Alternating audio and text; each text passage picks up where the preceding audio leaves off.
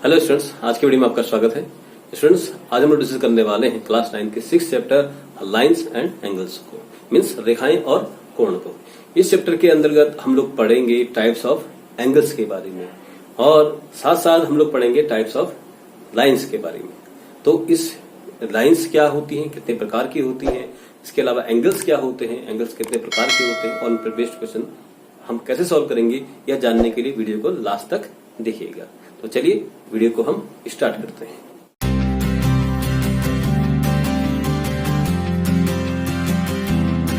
तो स्टूडेंट्स, जैसे कि चैप्टर का नाम है हमारे पास रेखाएं और कोण। तो रेखाएं क्या होती हैं, कोण क्या होते हैं, इस पर हम पहले थोड़ा डिस्कस कर लेते हैं, उसके बाद हम एक्सरसाइज पे चलेंगे। तो फर्स्ट ऑफ ऑल हमारे पास आती है लाइंस। लाइंस क्या होती है?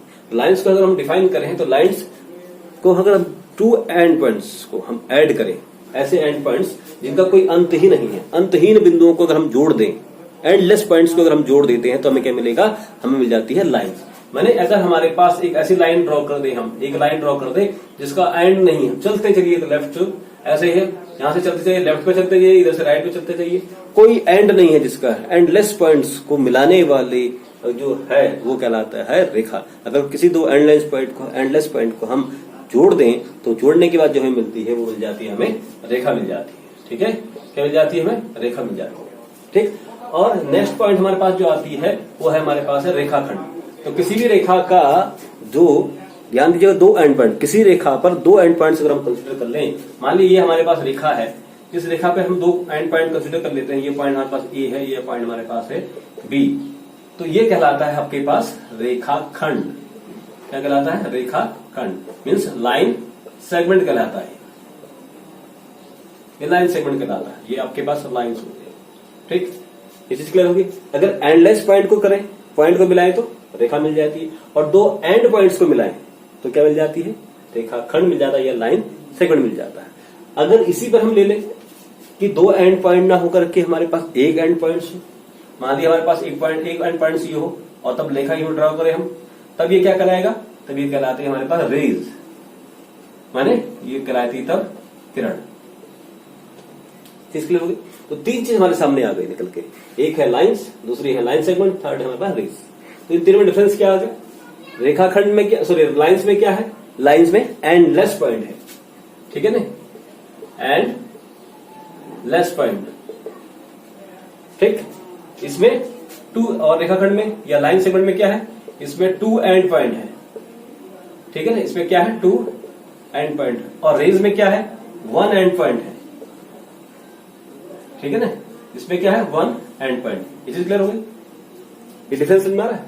Rays one end point, line segment two end point, और ये एंडलेस पॉइंट। किन्हीं दो एंडलेस पॉइंट को ज्वाइन करने में मिल जाती लाइन। ध्यान दीजिएगा, इसको रिप्रेजेंट किससे करते हैं? अगर हमें रेखा को ड्रॉ करना है, रिप्रेजेंट माने लाइन को हमें रिप्रेजेंट करना है, तो लाइन को हम रिप्रेजेंट कैसे करेंगे? लाइन को हम रिप्रेजेंट करेंगे इस ढंग से, माने रेज निकल रही है लेफ्ट और राइट दोनों साइड में, और लाइन सेगमेंट को हमने करना है, मीन्स रेखा खंड को हमने अगर रिप्रेजेंट करना है तो कैसे करेंगे हम? तो उसको हम करेंगे इस ढंग से। और हमने किरण को करना है, किरण को हमने रिप्रेजेंट करना है तो हम किरण को यूं करेंगे, किस ढंग से? ये ढंग से, ठीक है नहीं? तो ये हमारे पास है, ये ढंग से रिप्रेजेंट करते हैं। लेकिन जब हम क्वेश्चन बनाएंगे तो क्वेश्चन बनाते वक्त हम इनको इस जो हमारा से हम रिप्रेजेंट कर रहे हैं, इनके जो सिंबल्स हैं इनको यूज नहीं करेंगे। ये खाली आपको नॉलेज के लिए मैं आपको बता रहा हूँ, ये नॉलेज के लिए कि रेखा का सिंबल्स ये होता है, लाइन सेगमेंट का, रेखाखंड का ये होता है, और किरण का सिंबल ये होता है। आई होप ये चीज क्लियर होगी कि रेखाएं हमारे पास क्या क्या है। नेक्स्ट आता है हमारे पास एंगल्स, कोण। कोण क्या होते हैं? तो अब आते हैं कोण पर। कोण क्या होता है?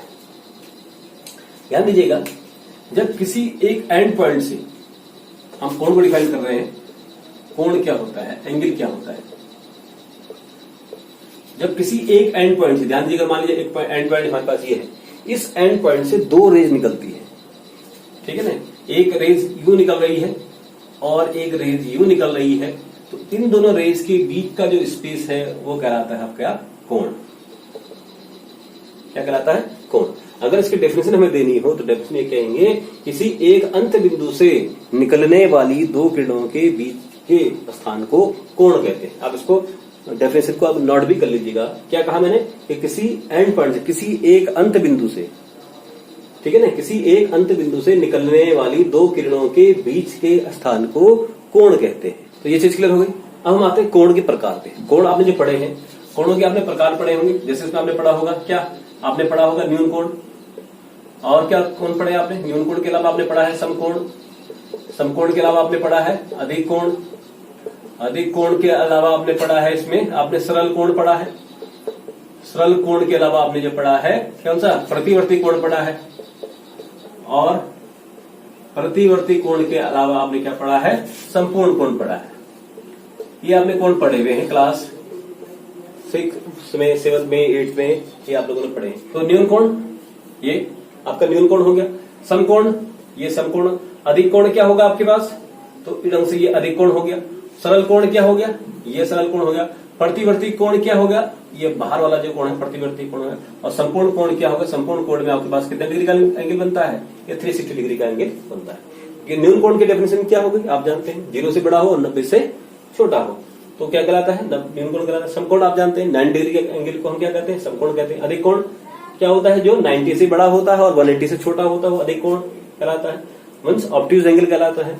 सरल कोण हो गया आपके पास, स्ट्रेट एंगल से कहते हैं, ये 180 डिग्री का आपके पास हो गया, ये आपका स्ट्रेट एंगल।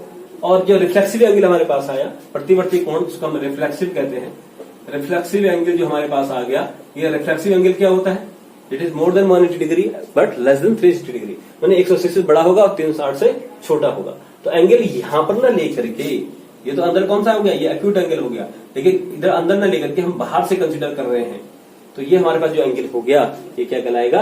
आपका प्रतिवर्ती कोण। और एक पूरा का पूरा जिसमें एक पूरा सर्कल ड्रॉ हो जाता है वो कहलाता है आपके पास संपूर्ण कोण कहलाता है। ठीक है ना, ये आपने पढ़े थे अप टू 8th क्लास तक। इसके अलावा आपने कुछ और कोण ही पढ़े हैं, उनको भी आप जान लेते हैं। वो क्या पढ़े आपने? वो पढ़े हैं आपने पूरक कोण और समपूरक कोण पढ़े। ठीक है ना, इनके डेफिनेशन आप लिख लीजिएगा और इनका बेसिक नॉलेज के लिए आपको होना जरूरी है। अगर आपको ये डेफिनेशन याद नहीं है इन सिंपल कोण की, तो फिर आप आगे बढ़ेंगे तो आपको और ज्यादा समस्या होती जाएगी जब तक कि हमारा बेसिक क्लियर ना हो। अब जैसे मैंने कहा, नेक्स्ट जो आते हैं हमारे पास पूरक कोण। ठीक, पूरक कोण को हम कहते हैं कॉम्प्लीमेंट्री एंगल। ठीक है नहीं, तो कॉम्प्लीमेंट्री एंगल क्या होते हैं? तो कॉम्प्लीमेंट्री एंगल वे एंगल होते हैं, अकेला एंगल नहीं होता कॉम्प्लीमेंट्री, पहले बता दूं आपको। तो कॉम्प्लीमेंट्री जो एंगल होते हैं वे दो एंगल होते हैं जिनका सम 90 डिग्री होता है। Means angle A plus angle B should be equal to 90 degree. माने वे दो एंगल जिनका सम जो है 90 डिग्री होता है वो क्या कहलाते हैं? कॉम्प्लीमेंट्री एंगल या पूरक कोण कहलाते हैं। ठीक, इसके अलावा आपके पास आता है संपूरक कोण। तो संपूरक कोण क्या होता है? संपूरक कोण को हम कहते हैं सप्लीमेंट्री एंगल।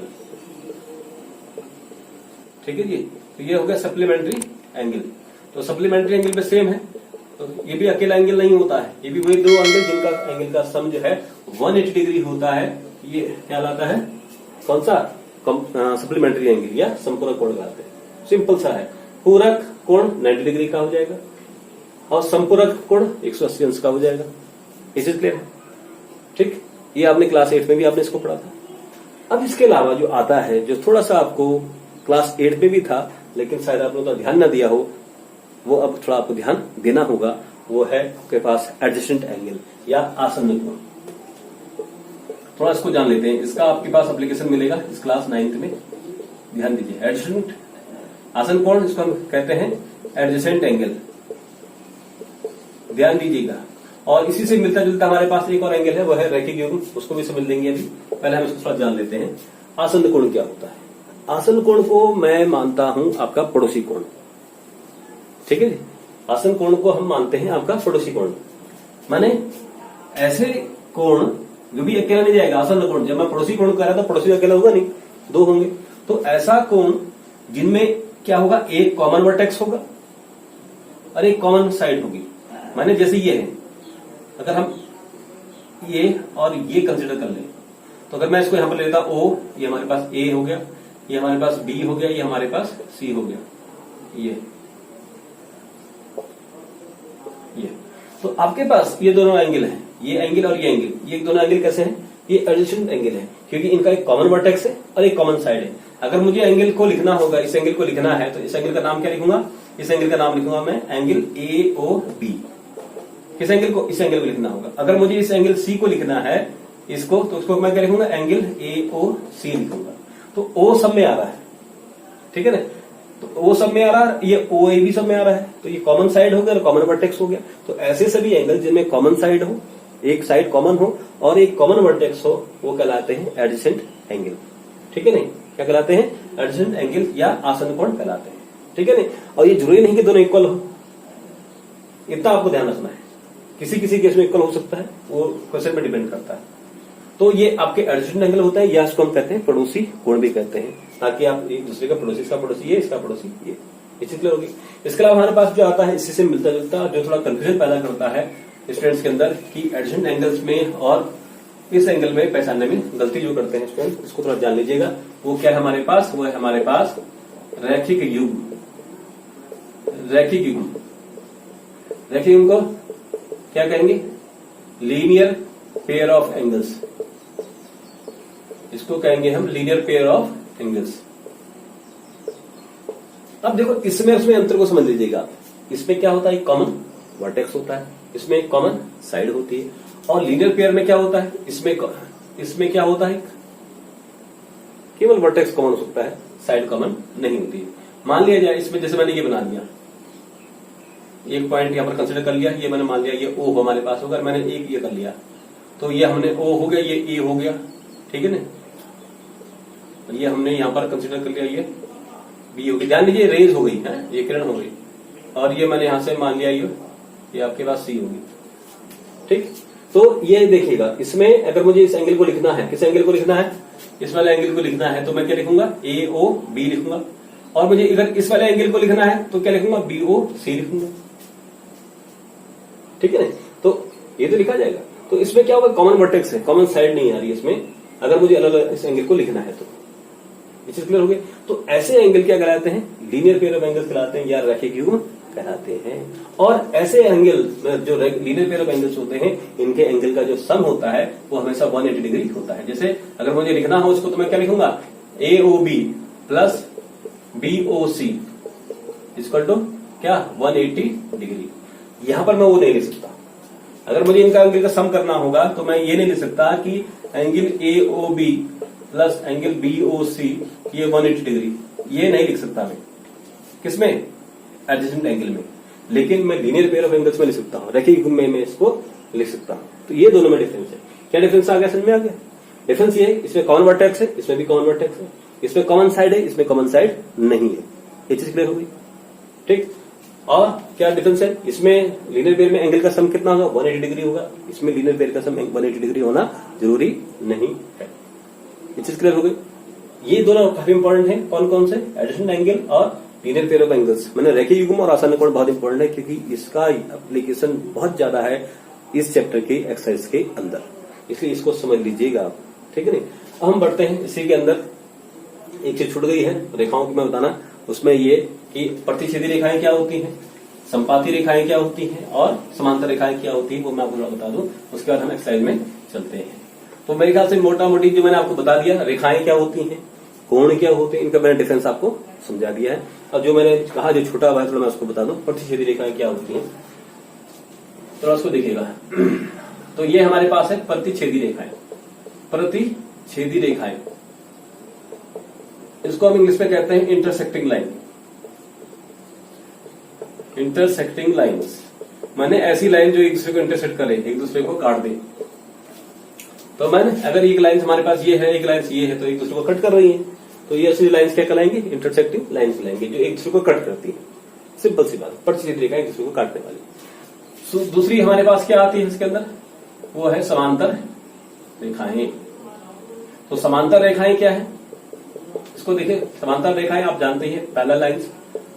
और मैं एक और चीज बता दूं आप लोगों को कि भाई जितना ज्यादा आप इंग्लिश वर्ड का यूज करेंगे उतना आपके लिए फायदेमंद है, क्योंकि जैसे हायर क्लास में जाएंगे वैसे वैसे आपको ये टोटल जो मैथ्स है वो इंग्लिश में होती जाएगी, ठीक है ना? तो समांतर रेखाएं आप जानते हैं, एक लाइन ये है, इसके ठीक पहले दूसरी लाइन ड्रा कर दें, तो ये आपके पास क्या है? ये पैरेलल लाइंस है। माने पैरेलल लाइंस कभी भी एक दूसरे को इंटरसेक्ट नहीं करती, ये कभी भी एक दूसरे को नहीं काटती है। अगर पैरेलल लाइन एक दूसरे को काटने लग गई तो वो रेखाएं पैरेलल होंगी ही नहीं। ये चीज क्लियर है? क्या कहा? समांतर रेखाएं बिल्कुल एक दूसरे से समान दूरी रखते हुए चलती है आगे और कभी भी एक दूसरे को नहीं काटती है। माने इनका जो डिफरेंस होगा यहाँ पर और यहाँ पर किसी भी पॉइंट पर आप इनका डिफरेंस निकाल लीजिए, वो डिफरेंस हमेशा कैसा होगा, इनके बीच का जो डिफरेंस होगा वो सदैव समान होगा। ठीक। तीसरी चीज हमारे पास आ गई संपाती रेखाएं। इसको अगर मैं कहूं तो इसको मैं कह सकता हूं overlapping lines. Overlapping lines, overlapping lines क्यों कह रहा हूं मैं इसको, तो संपाती रेखाएं वे रेखाएं होती है जो एक रेखा के ऊपर दूसरी रेखा ओवरलैप कर जाए। मैंने एक रेखा हमने मान लिया ए बी ड्रॉ कर ली, इसी के ऊपर मैं एक और रेखा ड्रॉ कर देता हूं, ठीक इसी के ऊपर बिल्कुल मिलते जुलते, तो ये सी डी हमारे पास हो। तो अब ए बी और सी डी रेखाएं हैं, आप उसको पहचान नहीं सकते कि ए बी कौन सी सी डी कौन सी, क्योंकि ए बी के ऊपर कौन सी डाल दी हमने, वो डाल दी हमने सी डी ड्रॉ कर दिया। तो ये ऐसी रेखाएं जो एक दूसरे के ऊपर चढ़कर बैठ जाएं तो वो कहलाती हैं संपाती रेखाएं या ओवरलैपिंग लाइंस। तो तीन तरह की लाइंस हमारे पास होती हैं, ठीक है ना। अब किस लाइन पे हम क्वेश्चन बनाएंगे, आपकी जो एक्सरसाइज डिपेंड है वो एक्सरसाइज है आपकी इस पर डिपेंड, किस पर, प्रतिच्छेदी रेखाओं पर। ये जो रेखाएं और कोण वाला जो चैप्टर हमारा है, चैप्टर नंबर 6, ये टोटली बेस्ड ऑन आपका प्रतिच्छेदी रेखाएं और पैरेलल लाइंस पे, ठीक है। इन दोनों का मिश्रण भी हम लेंगे।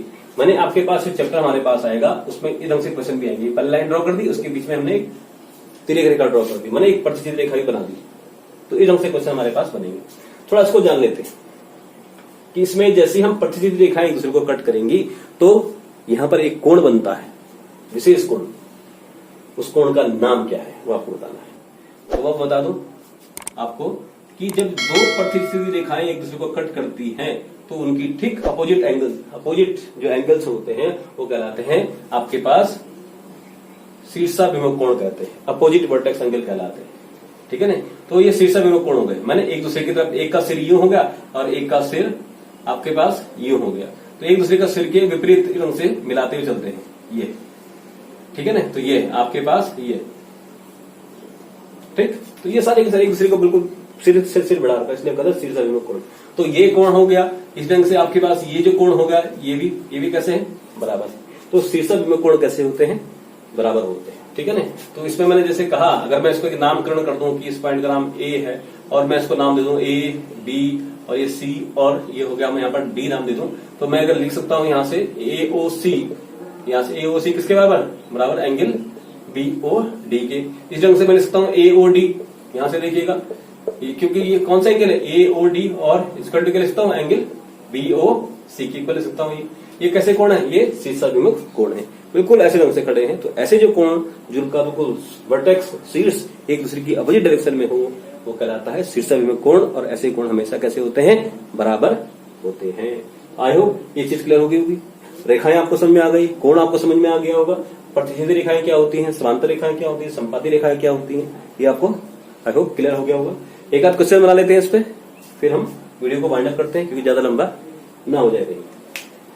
तो स्टूडेंट्स क्वेश्चन देते हैं हम, क्वेश्चन देखिएगा। क्वेश्चन कह रहा है कि इस चित्र में कि रेखाएं पी क्यू और आर एस परस्पर बिंदु ओ पर प्रतिच्छेद करती हैं, और यदि कोण पी ओ आर, ये वाला पी ओ आर और आर ओ क्यू, कहाँ है, आर ओ क्यू 5:7 के अनुपात में है, तो सभी कोण ज्ञात कीजिए, ठीक है ना। आपको ये ध्यान दीजिएगा, आपको पी ओ आर और ये वाला जो कोण है, ये कोण और ये जो कोण का जो रेशियो आपको गिवन है, ठीक है, आपसे पूछा जा रहा है सभी कोण ज्ञात कीजिए। तो सभी कोण ज्ञात कैसे करेंगे, अगर हम चित्र को ध्यान से देखें तो अभी हमने एक फिगर बनाया था जिसपे हमने प्रतिच्छेदी रेखा वाले बनाया था ये रंग से, और उसमें मैंने आपको बताया था ये कोण और ये कोण कैसे हैं, शीर्षाभिमुख कोण है। इसी रंग सर ने बताया था आपको ये कोण और ये कोण कैसे हैं, ये भी शीर्षाभिमुख कोण है। अगर इसी ढंग से मैं इस चित्र को ध्यान से देखो तो ये वाला कोण और ये वाला कोण कैसे है, अगर मैं इन दोनों को देखूं तो ये कोण और ये कोण कैसे हैं, ये शीर्षाभिमुख कोण मिल जाएंगे। ऐसे ये कोण और ये कोण कैसे हैं, ये भी शीर्षाभिमुख कोण है, ये भी बराबर हो जाएंगे। कब, अगर मैं इन दोनों कोण को निकाल दूं तो ये कोण भी अपने आप निकल जाएंगे। तो हमारा जो टारगेट है, एम है कि हम इन दोनों कोणों को ज्ञात करेंगे, ठीक है। तो ज्ञात कैसे करेंगे, हमें अनुपात देखा है, ठीक है। अगर हम खाली इस चित्र को ध्यान से देखें, इतने वाला पोर्शन, इतने वाले पोर्शन को अगर हम ध्यान से देखें तो ये कुछ इस ढंग से बन रहा है। तो अभी हमने पढ़ा था इसके बारे में, ये कौन सा अगर चित्र को ध्यान आपको याद हो, दो एंगल हमने पढ़े थे, एक पढ़ा था हमने एडजेसेंट एंगल्स, आसन कोण, दूसरा पढ़ा था हमने रेखीय युग्म। तो ये कौन सा कोण बन रहा है, आसन कोण बन रहा है या रेखीय युग्म बन रहा है। तो अगर आप ध्यान से देखेंगे तो आप देखेंगे इसमें ये दोनों का सम कितना आएगा, 180 डिग्री आएगा। ये दोनों कोण कैसे हैं, ये रेखीय युग्म वाला कोण है, ना कि आसन कोण, क्योंकि इसमें क्या है, कॉमन वर्टेक्स तो है लेकिन कॉमन साइड नहीं है, ये चीज क्लियर हो गई। तो अभी हमने जो पढ़ा था उसका एप्लीकेशन भी हमें इस क्वेश्चन के अंदर मिल गया। क्या कि ये रेखीय युग्म पर बेस्ड क्वेश्चन हमें मिल गया। अब हम जरा देखिएगा इस क्वेश्चन को हम बना लेते हैं। तो अगर मैं अब यहां से मैं इसको लिख सकता हूं कि अगर चित्र में कोण POR और ROQ कैसे कोण है, ये रेखीय युग्म वाले कोण है। तो मैं यहां पर लिख सकता हूं इसको कि क्या कि अगर चित्र में कोण कौन से POR और दूसरा कौन सा कोण ROQ कैसे है, रैखिक युग्म है। कैसे है, रैखिक युग्म है। अगर ये रैखिक युग्म है अतः इनका सम भी कितना होगा, तो इनका सम जो होगा वो होगा ROQ POR प्लस ROQ कितना होना चाहिए, वो ये 180 डिग्री होना चाहिए। इनका सम कितना होना चाहिए, 180 डिग्री। ठीक। और हमें क्वेश्चन में क्या गिवन है, तो हमें क्वेश्चन में गिवन है, देखिएगा कि प्रश्नानुसार कोण POR अनुपात कोण हमें दे रखा है ROQ, ये कितना है 5:7 है। तो आप जानते हैं जब भी हमें अनुपात का साइन हटाना होता है हमें क्वेश्चन टर्म लेना पड़ता है, एक वेरिएबल साथ में लेना पड़ता है हमें। तो क्या होगा, तो हम यहाँ पर लिख सकते हैं क्या, माना कि कोण POR इज इक्वल टू कितना हो गया 5x और कौन सा कोण ROQ कितना होगा, ये हो गया हमारे पास 7x हमारे पास हो गया। अब इन दोनों वैल्यू को कहां पुट अप करिए, समीकरण 1 में। ठीक है ना। तो इन दोनों मानों को कहां रखिए, समीकरण 1 में रखिए। मानों को समीकरण 1 में रखने पर तो रखिएगा समीकरण 1 में POR का मान क्या आ गया हमारे पास, 5x आ गया, 5x हो गया, और ROQ का मान कितना आ गया 7x। इनका सम कितना हो गया 180 डिग्री। तो 5x प्लस 7x कितना हो गया हमारे पास, ये हो गया 12x इक्वल टू 180 डिग्री। तो यहां से x फाइंड कर सकते हैं क्या, 180 डिग्री ओवर 12। तो 12 से डिवाइड करिए इसको, तो क्या होगा 12 1 12 और 60 बना, तो कितना हो गया 12 5 60। तो हमारे पास यहां से x की वैल्यू कितनी आ गई 15 डिग्री आ गई। अब हमने क्या माना था, अब हम निकाल लेते हैं इस कोण को। अब ध्यान दीजिएगा कोण POR ये हमने कितना कंसीडर किया था, ये हमने क्या अज्यूम किया था 5x की। तो वैल्यू पुट अप करिए x की, तो हमारे पास ये हो गया 5 × 15 कितना आ गया 15 5 हो गया 75 डिग्री। और सेकेंड एंगल हमने क्या अज्यूम किया था ROQ। तो ROQ हमारे पास था, ये हमारे पास था 7x। तो ये हो गया 7 × कितना 15। तो कितना होगा 15 7 105 हमारे पास मिल गया। तो हमने दोनों एंगल निकाल लिए, मैंने इसका वैल्यू भी फाइंड कर लिया, इसका वैल्यू फाइंड किया। तो कितना है POR हमने निकाला है यहां से 75 और ये कितना निकाला हमने 105। अब अगर ये 75 है तो ये भी कितना हो जाएगा फिर 75। अगर ये 105 है तो ये भी कितना हो जाएगा 105। ये चीज क्लियर हो, ठीक है। तो लिखेंगे कैसे इसको जरा देख लीजिएगा। ये हमने फाइंड कर लिया, आई होप ये चीज क्लियर होगी होगी। इसको आप नोट भी कर लीजिएगा वीडियो को पॉज करके। अब हम सीधा आते हैं उस पर जो हम लिखना, जो हमसे पूछा गया कि शेष सभी कोण ज्ञात कीजिए। ठीक है ना। अब यहां से लिखिएगा, चित्र से हम लिख सकते हैं कोण कौन सा SOQ। कोण SOQ किसके बराबर हो गया, कोण POR के। कितना आया POR हमारे पास, ये आ गया 75 डिग्री। तथा यहां से मैं साथ साथ लिख दीजिए, तथा कौन सा वाला कोण देखिएगा, ये वाला POS का कोण POS किसके इक्वल होगा, कोण QOR के कितना 105 डिग्री का। रीजन क्या लिखेंगे, इसके पीछे कारण तो लिखना पड़ेगा। तो यहां पर लिखना पड़ेगा कारण क्या लिखेंगे, क्योंकि शीर्षाभिमुख कोण कैसे होते हैं, यहां से लिखेंगे आप, क्योंकि शीर्षाभिमुख कोण दोनों में सेम रीजन है इसलिए दोनों एक ही लिख लीजिए दोनों, क्योंकि शीर्षाभिमुख कोण बराबर होते हैं। ठीक है ना।